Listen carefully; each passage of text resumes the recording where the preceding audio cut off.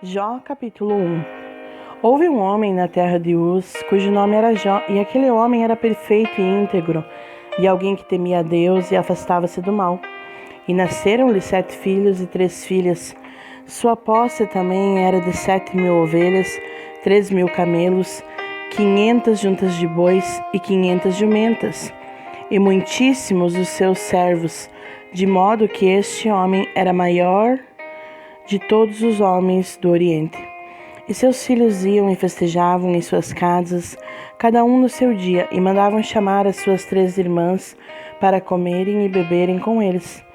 E assim era que, quando os dias de seus banquetes terminavam, enviava Jó e os santificava. E se levantava de madrugada e oferecia ofertas queimadas de acordo com o número de todos eles, porque Jó dizia: pode ser que meus filhos tenham pecado e amaldiçoado a Deus em seus corações. Assim fazia Jó continuamente. Ora, houve um dia em que os filhos de Deus vieram apresentar-se diante do Senhor. Satanás veio também entre eles. E o Senhor disse a Satanás: de onde tu vens? Então Satanás respondeu ao Senhor e disse: de ir e de vir sobre a terra, e de nela andar para cima e para baixo. E o Senhor disse a Satanás: tu consideraste o meu servo Jó, que não há ninguém como ele na terra, homem perfeito e íntegro, que teme a Deus e se afasta do mal. Então Satanás respondeu ao Senhor e disse: acaso Jó teme a Deus por nada? Tu não fizeste uma cerca sobre ele e sobre a sua casa e sobre tudo o que ele tem por todos os lados? Tu abençoaste o trabalho de suas mãos e suas posses aumentam na terra. Mas estende a tua mão agora e toca tudo o que ele tem, e ele te amaldiçoará diante da tua face.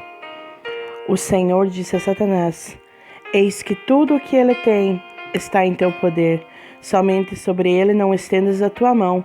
Então Satanás se foi da presença de Deus. E houve um dia em que seus filhos e suas filhas estavam comendo e bebendo vinho na casa de seu irmão mais velho. E veio um mensageiro a Jó e disse: os bois estavam lavrando e as jumentas pastando junto a eles. E os sabeus caíram sobre eles e os levaram, sim. Eles mataram os servos a fio da espada, e só eu escapei para contar-te. Enquanto ele ainda estava falando, veio também um outro e disse: o fogo de Deus caiu do céu e queimou as ovelhas e os servos, e os consumiu, e só eu escapei para contar-te. Enquanto ele ainda estava falando, veio também um outro e disse: os caldeus formaram 3 bandos, e caíram sobre os camelos e os carregaram, sim, e mataram os servos ao fio da espada, e só eu escapei para contar-te.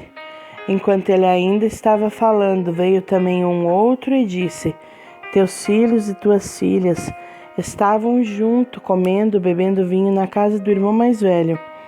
E eis que veio um grande vento do deserto e atingiu os 4 cantos da casa, e caiu sobre os jovens, e eles estão mortos, e só eu escapei para contar-te. Então Jó se levantou e rasgou o seu manto, e raspou a sua cabeça, e prostrou-se em terra e adorou. E disse: nu saí do ventre de minha mãe, e nu retornarei para lá. O Senhor o deu, e o Senhor o tomou. Abençoado seja o nome do Senhor. Em tudo isto Jó não pecou, nem culpou Deus de maneira tola. Capítulo 2. Novamente houve um dia quando os filhos de Deus vieram apresentar-se diante do Senhor. Satanás veio também entre eles para apresentar-se diante do Senhor. E o Senhor disse a Satanás: de onde tu vens?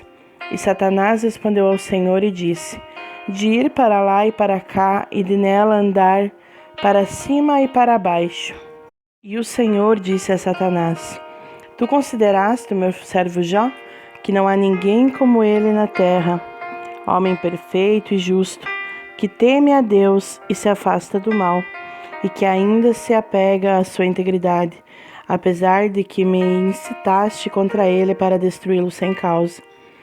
E Satanás respondeu ao Senhor e disse: pele por pele, sim, tudo que um homem tem ele dará por sua vida. Porém, estende tua mão agora e toca-lhe os ossos e a carne, e ele te amaldiçoará diante de tua face.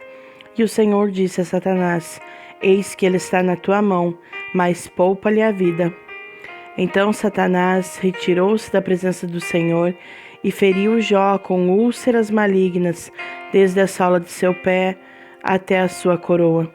E ele, tomando para si um caco, se raspava com ele, estando assentado entre as cinzas. Então disse sua esposa a ele: Ainda retens a tua integridade? Amaldiçoa a Deus e morre. Mas ele a disse a ela: Tu falas como costumavam falar as mulheres tolas. Se recebemos o bem da mão de Deus, não receberemos o mal? Em tudo isto, não pecou Jó com seus lábios. Então, quando os 3 amigos de Jó ouviram sobre todo este mal que lhe sobreviera, cada um veio do seu próprio lugar. Elifaz, o temanita, Bildade, o suíta, e Zofar, o naamatita, porque haviam concordado em vir para prantear com ele e consolá-lo. E quando eles levantaram seus olhos de longe, não o conheceram, levantaram sua voz e choraram, e cada um rasgou o seu manto e lançou pó sobre as suas cabeças em direção ao céu. Então assentaram-se com ele no chão durante 7 dias e 7 noites, e ninguém lhe falou uma palavra, porque eles viram que sua dor era muito grande. Capítulo 3.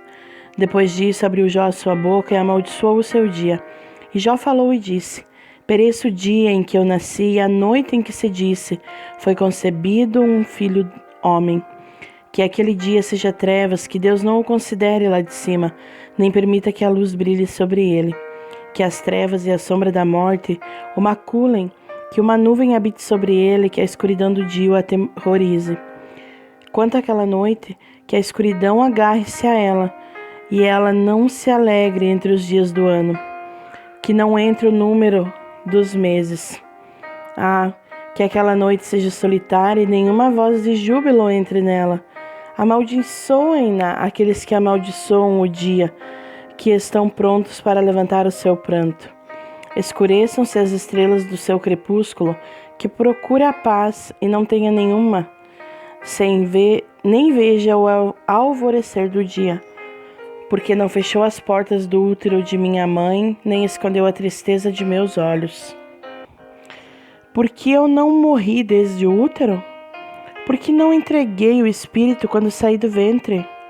Por que me ampararam os joelhos, ou porque os peitos me amamentaram? Porque agora eu deveria estar deitado e quieto, deveria ter dormido, e então eu estaria em descanso. Com os reis e conselheiros da terra que edificaram lugares assolados para si mesmos, ou com príncipes que possuíam ouro, que encheram as suas casas com prata, ou como em um oculto nascimento prematuro, eu não existiria como os bebês que nunca viram a luz. Ali os perversos cessam de perturbar, e ali descansam os cansados. Ali os prisioneiros descansam juntos. Eles não ouvem a voz do opressor. O pequeno e o grande estão lá. O servo é livre de seu senhor. Porque se dá luz ao infeliz e vida aos amargurados de alma? Que anseiam pela morte, mas ela não vem, e cavam por ela mais do que por tesouros ocultos. Que regozijam grandemente e ficam alegres quando conseguem encontrar a sepultura. Porque se dá luz ao homem cujo caminho é oculto, e a quem Deus encobriu com sebe? Porque em lugar da minha comida vem meu suspiro, e os meus rugidos se derramam com as águas. Porque aquilo que eu grandemente temia me sobreveio, e aquilo que eu receava me sobreveio. Eu não estive em segurança, nem tive descanso, e nem estava tranquilo. Ainda assim a tribulação veio.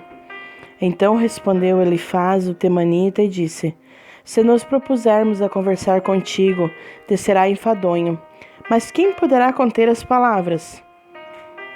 Eis que instruíste a muitos e fortaleceste as mãos fracas.